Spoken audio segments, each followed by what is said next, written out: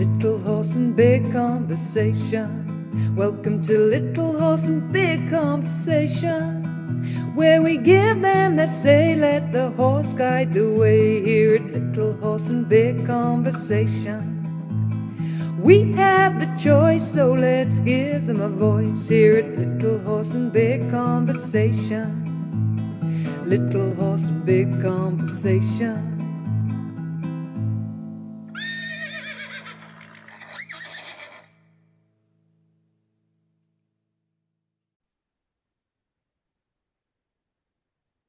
Well, hello and welcome to this next episode of the Little Horse Big Conversation podcast.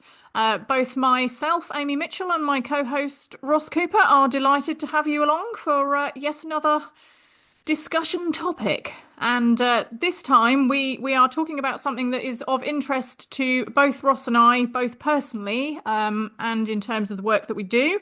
So we are looking at gender roles and gender stereotypes within the equine world, whether that be human or indeed horse. Yeah, that's where our conversation is heading today. I'm actually really interested in our different views on this, because I think what's really good about this conversation, and this is obviously why we work so well together podcasting. I love it how we can now call ourselves podcasters. Is because we can look at things quite objectively, but we can look at it from a male and female conversational perspective. So from my perspective, I'm so interested on what you and what your perception is on, on this topic professionally and personally.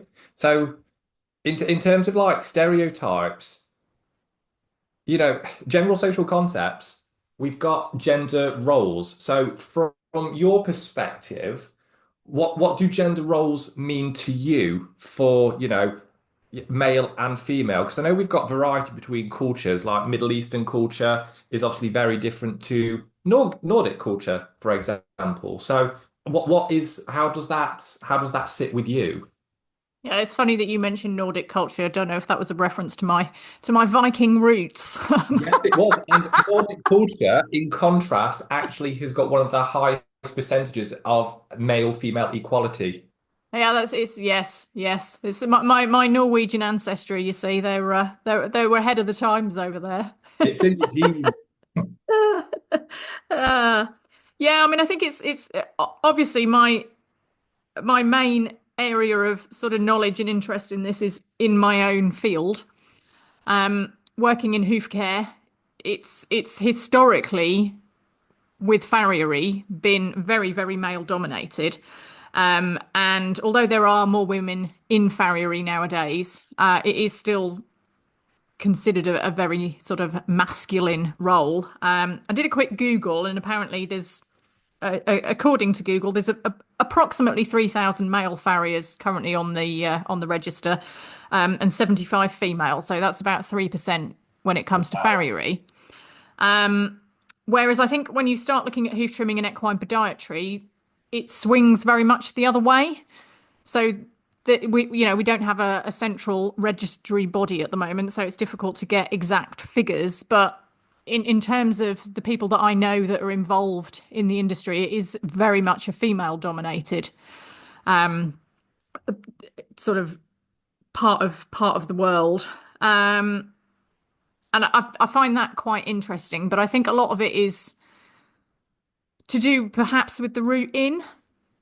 So I think farriery, it tends to be people that are coming out of education that will go straight into farriery training. Whereas most of the people that I know and the people that come through the Orion training course are mostly people who have got some life experience and have had another career, and that are retraining into this industry. Often it tends to be because they've had a horse that they've had problems with, that they've not been able to resolve down a traditional route. So they've started looking at alternatives. And I think the very nature of the fact that most leisure horse owners are women means that the kind of pool of people that are interested in then coming into this, it's from a very women dominated. So I may be wrong, but my feeling is that people coming into equine podiatry, it tends to be people that already have a real underlying interest in sort of whole horse care and that sort of wider perspective. Whereas I think there is an element to farrier, it's people looking for a craft and a career, and that the horse aspect, obviously not always, but we're talking stereotypes here. The horseback aspect of it is almost kind of secondary to the fact of setting up a nice business and career. So I think that is an interesting sort of paradigm to it. That is really interesting because I, we all have come across podiatry and farrier, and when I've been musing along from time to time, podiatry has always seemed a little bit more female centered. And it was just a really interesting point that you made there about when, the way and the route in is very different. And, when you think about it, you do see with Farry more so that there's sort of that father-son role being taken on quite, Yeah, I think that's still a thing, isn't it?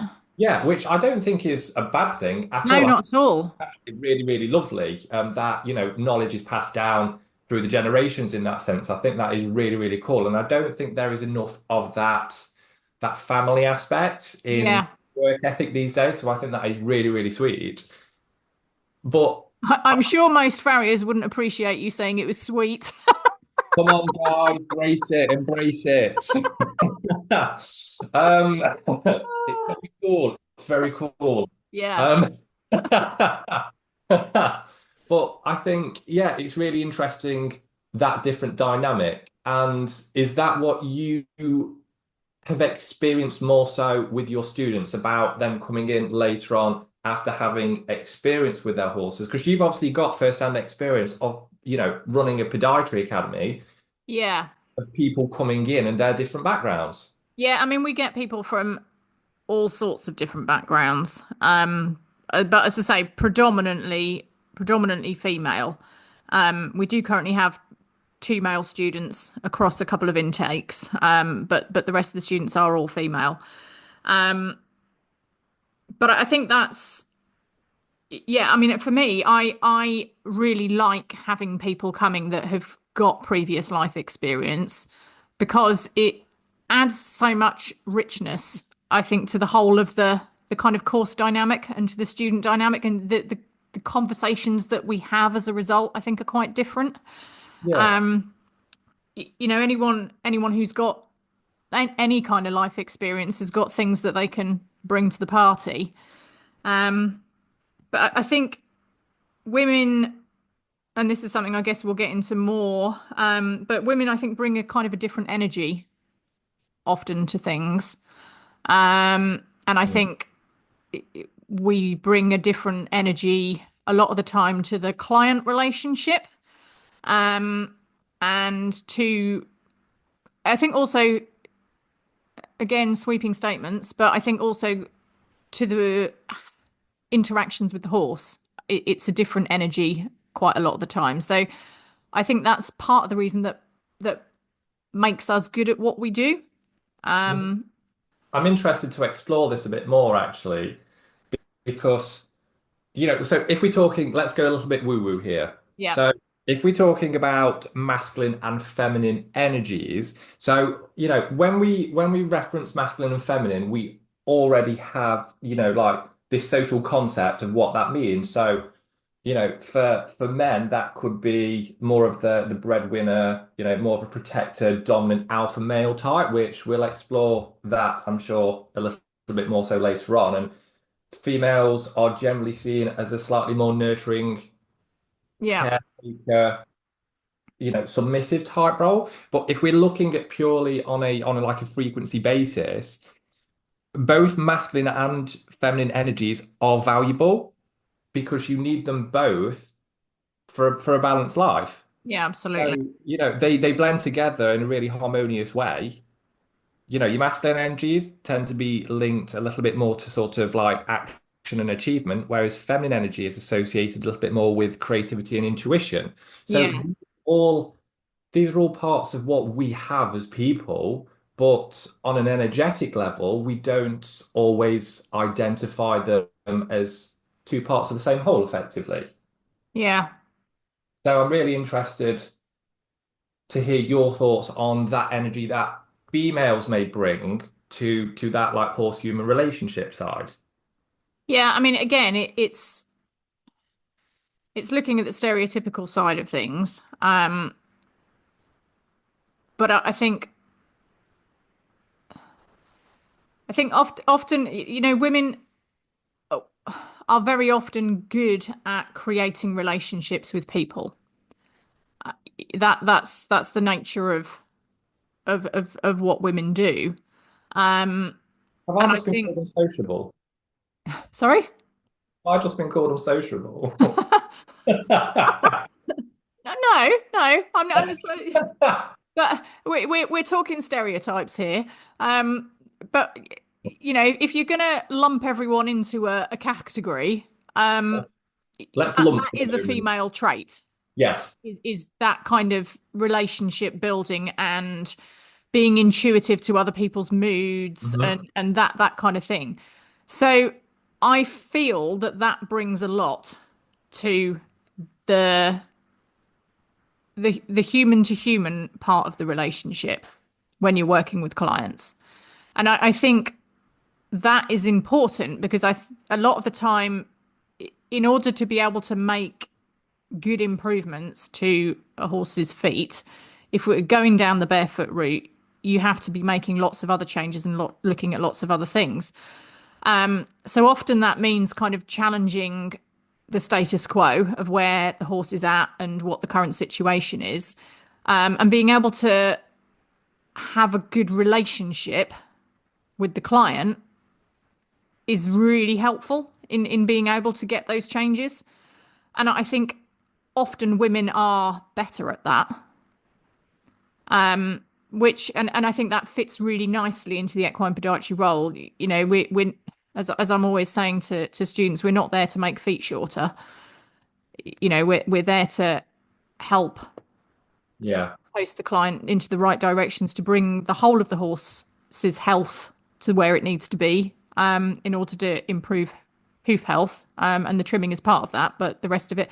And I think for me, like, there's that Maya Angelou quote that I'm probably going to slightly make a pig's ear out of here, but it goes something along the lines of, people don't remember what you said and people don't remember what you did, but they will always remember how you made them feel.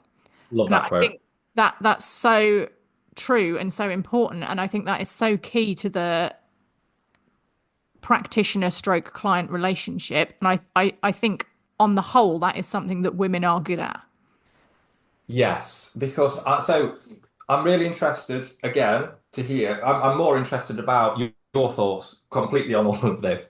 Just because it's such a contrast, but I'm now my mind's going down a couple of different rabbit holes, and I'm thinking, what's your experience by contrast of how males come across with that, with that client relationship? Because I'm just, I didn't think about this angle when we were prepping for this, but the vast majority of my client basis is women. Yeah, absolutely. And I'm trying to just literally think about putting myself in their shoes and thinking about how they may perceive me. Do they feel more comfortable around me because I'm male, or do they potentially, and this will be obviously very individual, do they feel slightly more unsure because I'm male? And I think it's very much, you know, put aside the gender, it's very much how that individual person makes you feel. Obviously, we've got those preconceived perceptions that, Yeah. oh, he's male, she's female, I might feel like this. But like you said with the Maya Angelou quote, it's how that person makes you feel. You can either make someone feel very tense and unsure, or you can make someone feel very comfortable and at home, Yeah. which is what I hope I do. But thinking of that a little bit deeper, I'm thinking about just my experience of how I've sort of maybe observed people of different genders throughout the industry and how maybe forthcoming, how chatty, how reserved they are. And I personally, I mean, I can count my professional friends on Mm, one, mm. um, and I would possibly there's probably only one male on that. Yeah, that's interesting. And putting friendship aside, just professional relationships, which would Yeah. allow more broad spectrum into this, I don't actually have any professional relationships with other males. Yeah, that is interesting, isn't it? They're usually all female. What I have found, and by the time this podcast airs, that could change. And it's definitely, I would like to think it's not from any reason. But do you think that's because it's a very, because obviously you're part of farriery, I think is, and hoof care is a bit of a different pool. Hmm. I think a lot of the rest of the horse world is very female dominated. Yeah. Unless, I'm not looking at competition type stuff. I'm looking at people working with leisure horses. Yes. Because I don't know enough about the competition world to feel like I can confidently comment. But a lot of it is very female dominated. So do you think it's just a numbers game? It could be a numbers game, but I'm kind of thinking about the sort of, the male percentage I've come across over the years and Yeah. how unforthcoming Yeah, okay. That's I've, interesting, isn't it? I've found that to be. Um, in training circles, I found it to be quite a closed, Yeah. open Close shop. conversation in Yeah. that. So yeah, so I'm kind of, you can hear my brain ticking along here, just considering all these different sides. But yeah, certainly from a training perspective, I found it to be more of a closed market. It could be a numbers game, um, but it's quite an interesting consideration that that's my experience. But again, I mean I think this is the nature of working in the equine industry is that for the most part, most of us, you're running your own business and you're working kind of on your own in a Hmm. lot of sense. It's not like you're working for a business with multiple people that are all doing the same sort of things. We're all out there doing our own thing. So for me, I feel like you have to make I try to make a concerted effort to make contact with other people and to build relationships with other people and so on. But it's not always easy to do because because we are so, bear with me, I'm just going to silence the doggo.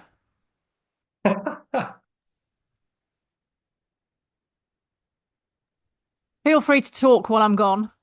Right, okay. So sorry guys, you're left with me. I love it how Amy started making her point and then made a swift exit. So yes, no, what so there, I'm now thinking about, a lot of the time, like Amy was saying, I think because we have our different paths and the way that we do things, I think it can be quite an easy mindset to get into where we become quite guarded about our practice. But I've never been of that mindset. I'm very happy to connect and talk to different people, even if we are from different approaches, because I think we can all reach a happy medium. And actually, we're all working towards the same goal, which is to get better and do better by our horses. And we should be there to support each other and, not bring each other down. So that's quite an interesting one. But I know there are going to be very different experiences from different people. Some people might be more introverted, some people might be more guarded, some people have got different life experiences, some people might not just gel with another person. So, yeah, it's quite interesting, the different factors that do work into that side of things. Yeah, I think all of that is really true. Um, it, it's I mean, I think, sort of going back to my area of expertise, um, I think it's exciting that we've got this new, because equine podiatry as a profession has not been around that long. It's still a pretty new profession. But I think it's kind of exciting that we've got this profession that now women that want to get into the equine industry can look at and have some really good female role models, Yes. and be able to see people, running a business, making a success of it, doing something really valuable for horses, helping owners out, building a really good reputation, in and being able to be really professional about that as well. I I find that really exciting. I think it's a great thing, and I think as time continues to go on, the profession is going to grow and it's going to become even better for women. So yeah, from that perspective, I think it's a really exciting area. From a stereotypical perspective, how do you perceive men or females within the industry? Maybe not so much. I mean, your core experience is from podiatry, but sort of as a whole, because quite often, you know, horses are seen generally more as a female type hobby, Yeah.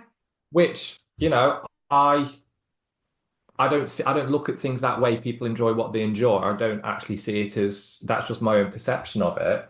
Yeah, But it's interesting. I read up, I was sort of skimming through a few articles before we did this, and there was one I didn't read all of it, but someone was saying that they think part of the reason why we've ended up is because prior to the Second World War, there would have been a lot more men involved in horses. With cavalry and there being a lot more working horses around, etc.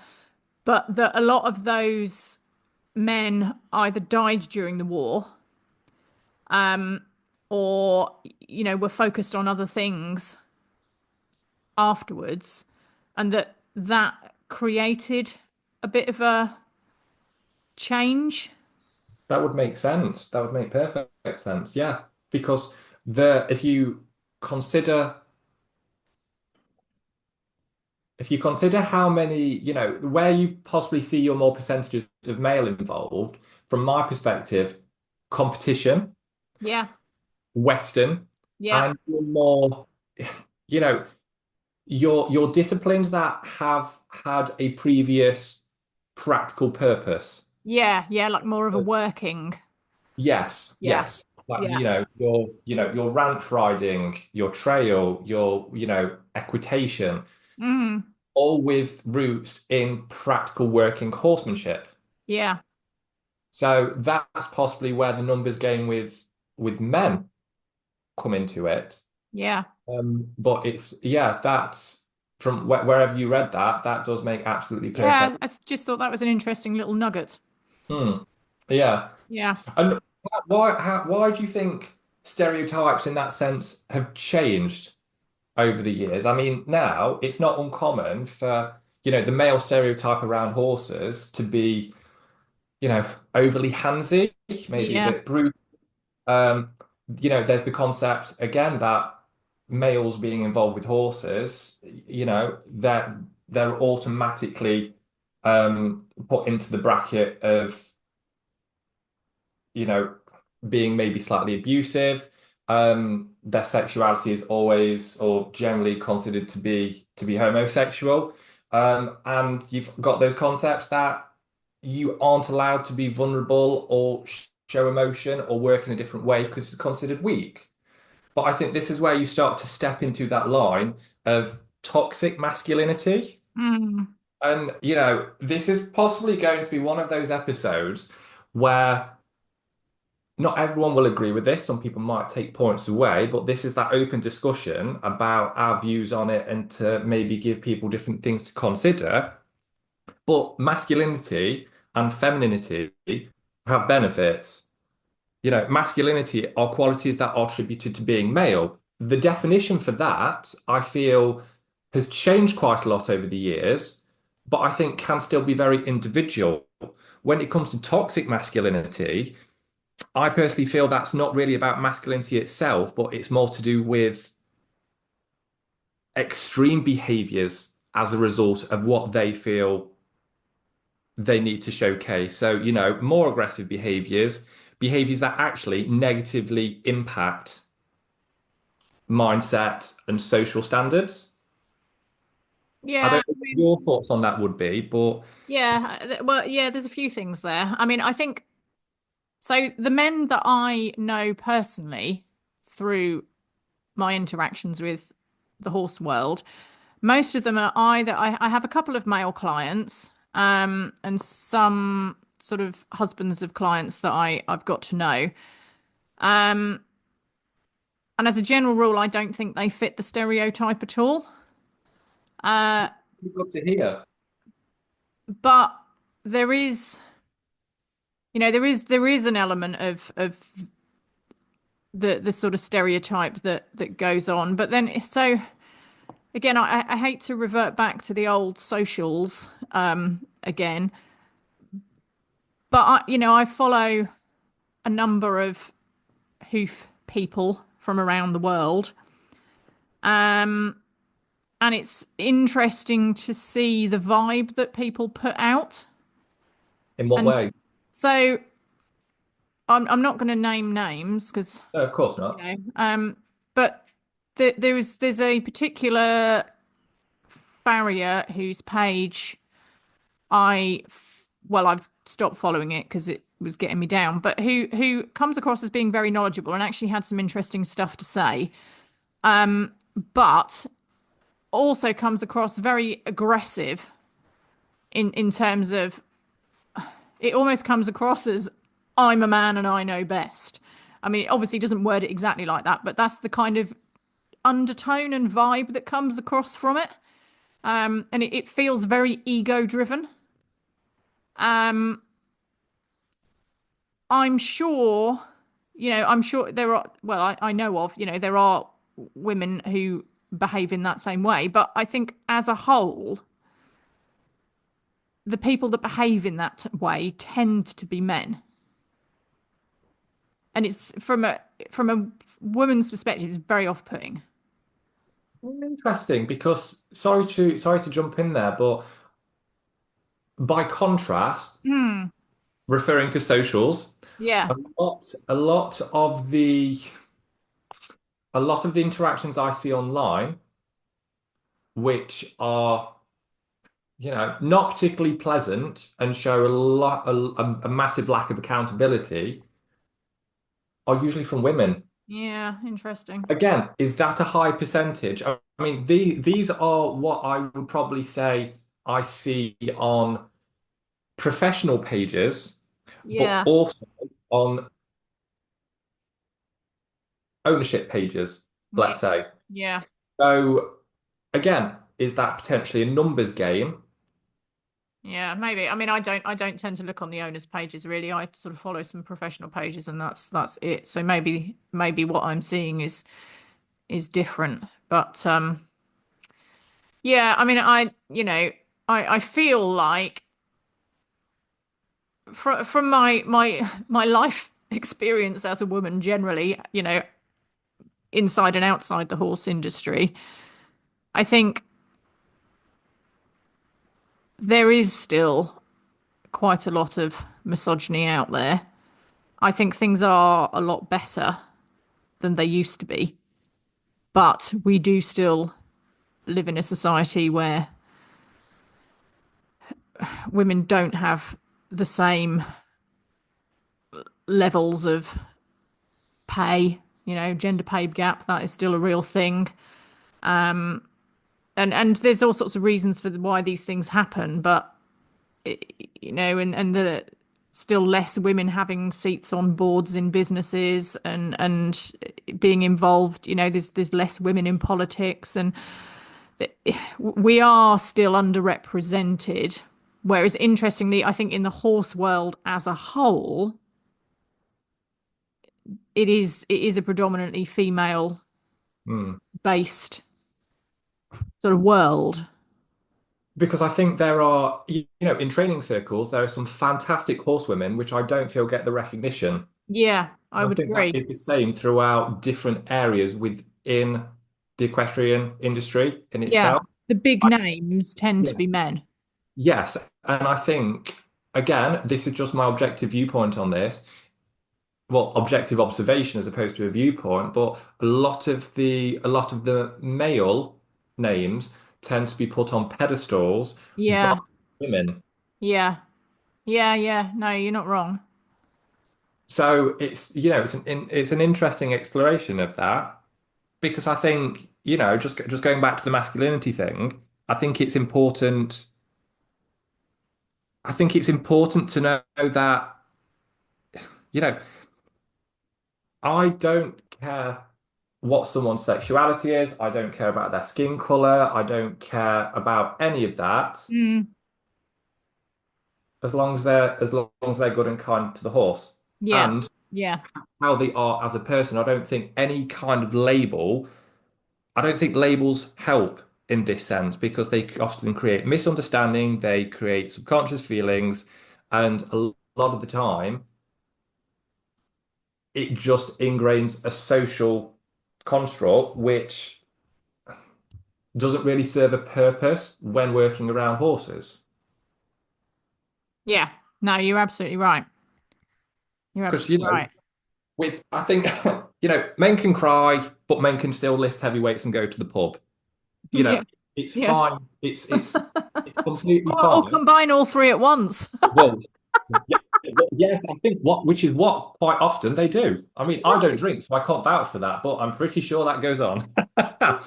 But did you know that? And I did some research on numbers. In the UK, the male suicide rate is 3 times more likely in men than women. Really?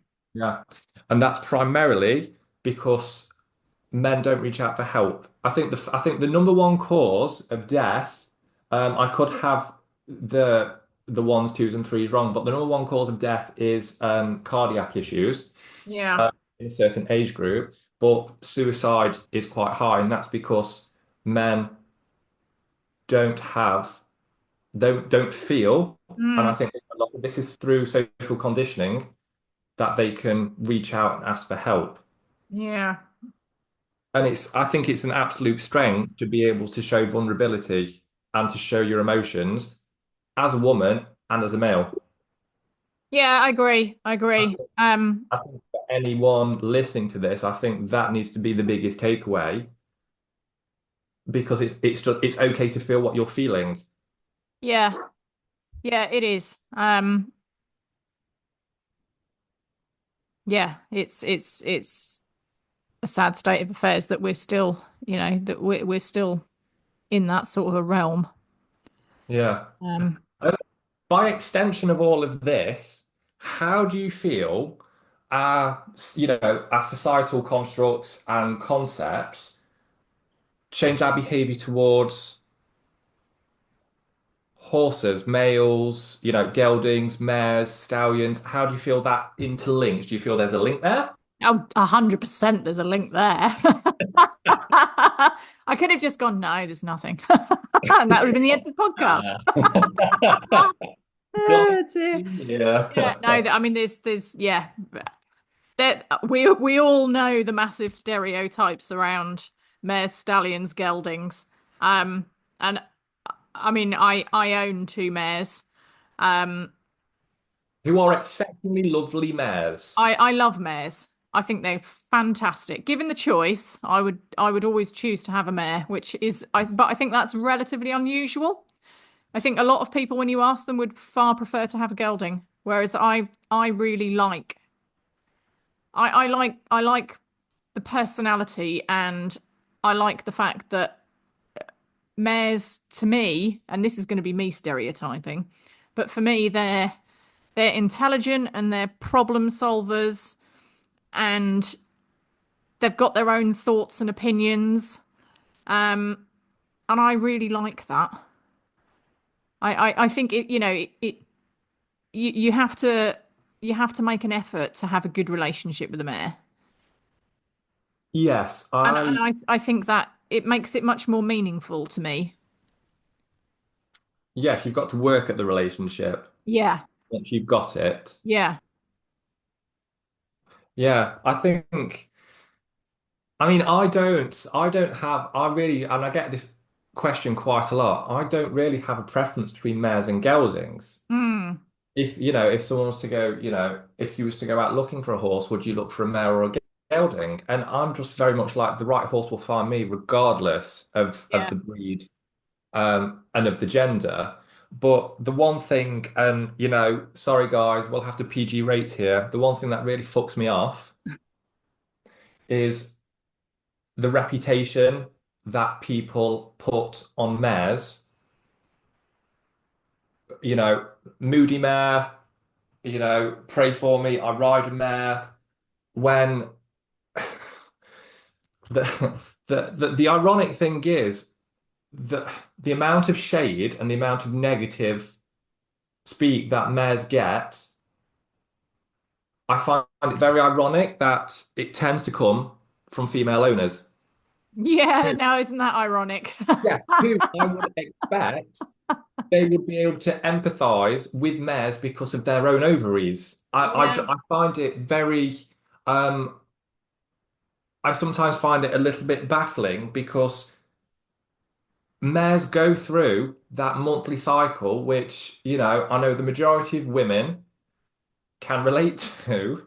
Yes. So I would expect there to be a little bit of empathy Yeah. Yeah, I know. they're feeling at that time of the month. And instead of actually empathizing and taking that horse's current time of the month into consideration, a lot of the time they really get the short straw and they get penalized for having this cycle. I mean, you know, a mare cycle lasts around, you know, it's about 3 weeks, about 21 days. Yeah. And they're actually in active estrus for like around 5 to 7. So, you know, for that effectively 1 week out of the 4, I think it'd just be really, you know, really considerate to kind of cut your mare some slack because their estrus cycle can affect multiple, you know, multiple aspects. You know, physical issues that a mare can have can be exacerbated by estrus. Um, and so can, you know, so can fear and like I've said, pain-related behaviors. So if your mare's got a little bit of something going off during that time of the month, things may show up in a slightly more heightened level. So I find it, you know, I Yeah. I find mean, it I think really, pretty much every woman will understand that hormones can also mess with your moods a lot. Um, yeah, and yeah. that should come as no surprise to any of us. Hormones are so powerful. Um, yeah, I think you're absolutely right. We really should be taking a kinder look at our mares. Yeah, yeah. I mean, I the, a lot of humans struggle with discomfort, pain, mood changes, all those kind of things during time of the month. I mean, it's not a great leap to assume that horses are going through the same. Not at all, because they have, you know, they have the same hormones going through the body Yeah, that, you know, that because they're mammals that women do.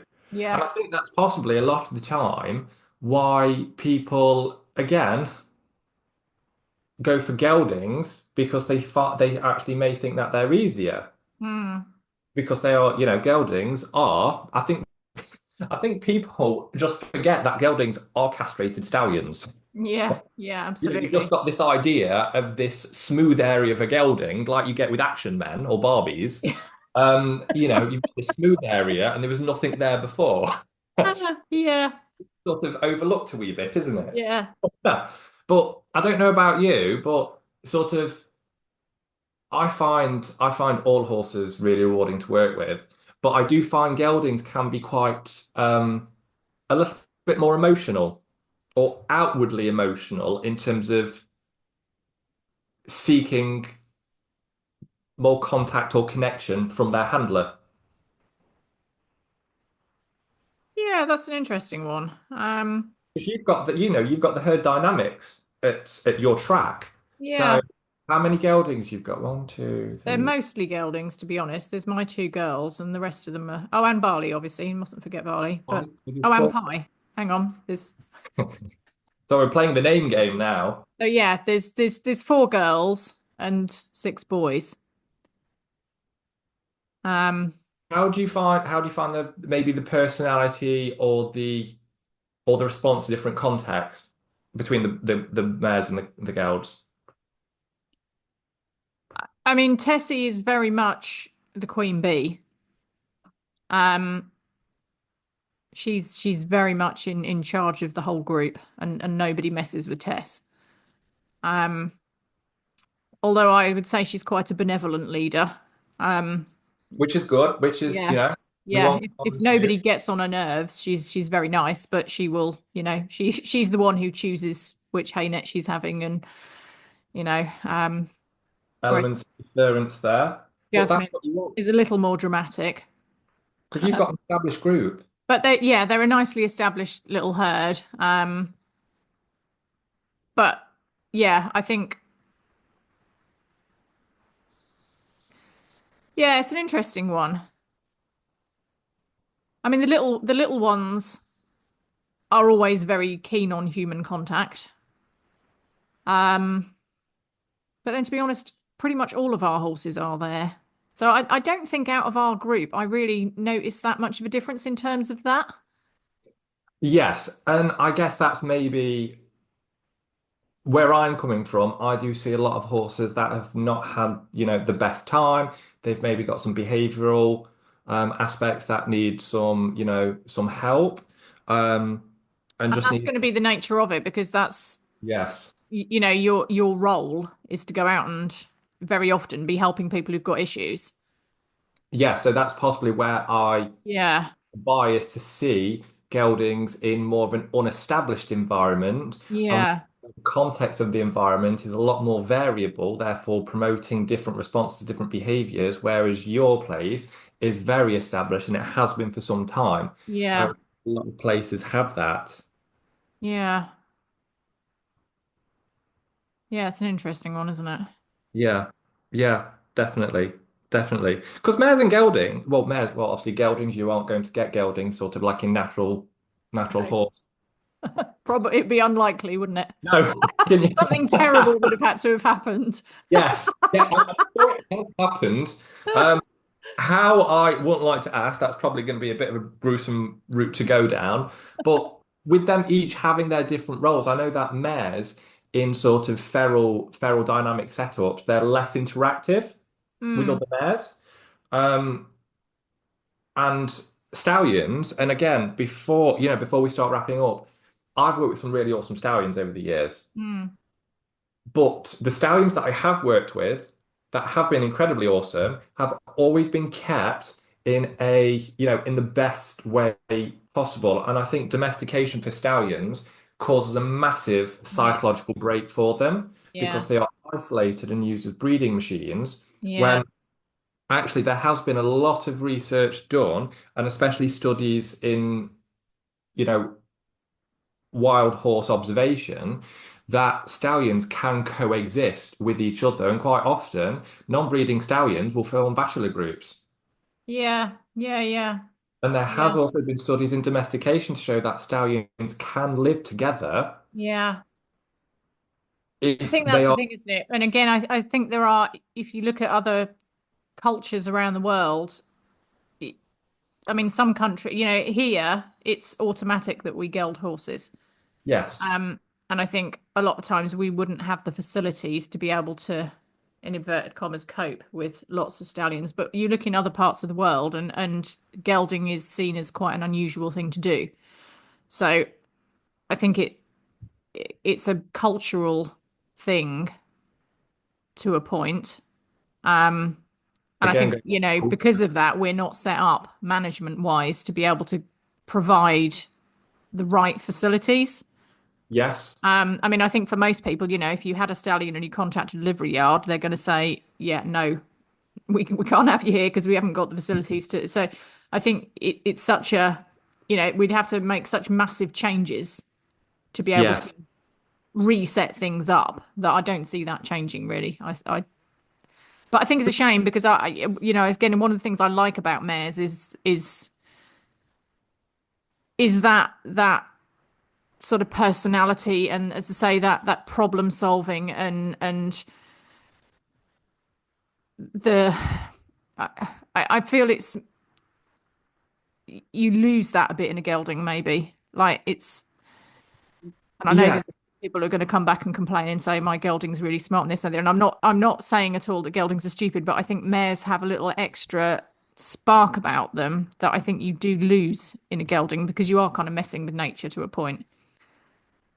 yeah, because actually, this is a really, really interesting point that you just made.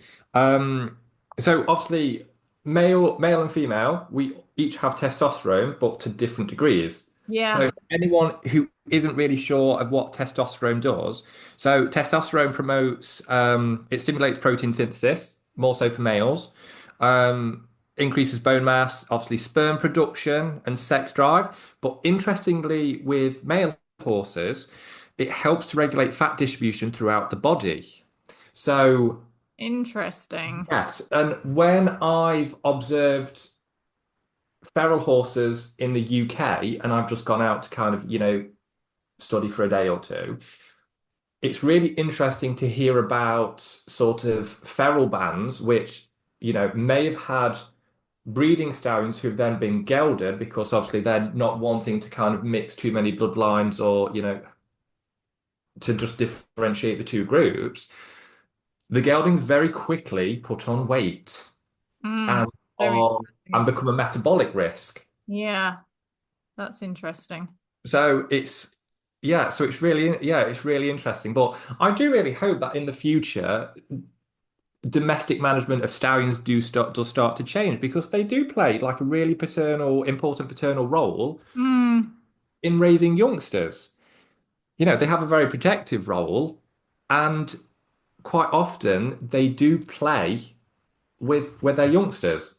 yeah, So it's, I know there are a lot of different things to factor in with, the different management setups and if because each horse is going to have their own innate behavioral traits, but I think a lot of the time stallions are classed as aggressive is because of their mistreatment and because of their management. yeah. I think that's likely to be very true. Um, I don't have much personal experience with stallions, but from the little that I do know and my small amount of experience, I feel like that has to be the case. Yeah. Um, It's when people say, because I've had quite a few experience with stallions and colts.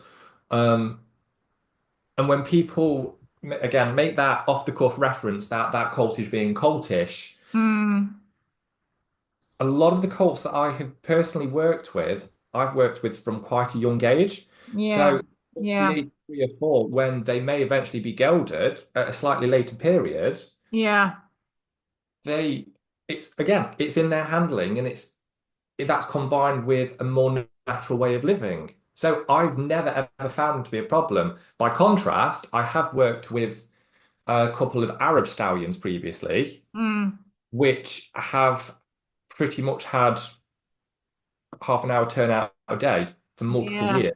yeah, They're just, their whole demeanor isn't one of sound mind. yeah. I mean, I'm sure if you do the same thing with a mare, you'd get similar behaviors. I mean, like, By contrast, Yeah, there was mares stabled and kept under the same management regime, yeah, which were exhibiting very obvious stereotypies as well. yeah, exactly, exactly. So I think there is a lot to be said for how we as a society apply stereotypes and how we hold on to those stereotypes, because I think it limits us as people. I think it's Yeah, great to embrace certain traits that yeah, we have for naturally sure. as Yeah. individuals and as people. But I think overall, just promoting a little bit more equality and Yeah, I mean, I feel quite strongly that yes, everything's on a spectrum, but there are male traits and there are female traits, and those are actual things. And I think it would be a sad world if everything kind of merged together and there was no differences, and no sort of, that it was lost, because I think there are huge benefits to some masculine traits. There are huge benefits to some feminine traits. But I think the thing is, like, using things to their strengths and being respectful of each other's strengths and weaker aspects. And recognizing that just because you're better at one thing than another, it doesn't make you a better or worse person overall. Like, I think that's the thing. Variety is the spice of life, very much so. But I think just then having that kind of respect for where others are coming from is really important. embrace the traits and drop the stereotypes. Yeah, totally. Totally. Have I done it again? Is that the ending line? I feel like it probably is, because I have to actually go out and trim some horses this afternoon. So, Happy days. Happy days. ah, ah. Well, Well, on that note, I hope everyone has enjoyed this week's conversation, and we'll be back in 2 weeks' time. we will indeed. We will indeed. So, yeah, thank you very much, Ross. Enjoy the rest of your day. And yeah, thank you for tuning in. And we'll look forward to catching up with you again soon. Bye, guys.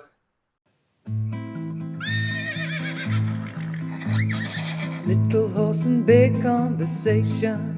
Welcome to Little Horse and Big Conversation, where we give them their say, let the horse guide the way. Here at Little Horse and Big Conversation, we have the choice, so let's give them a voice. Here at Little Horse and Big Conversation, Little Horse and Big Conversation.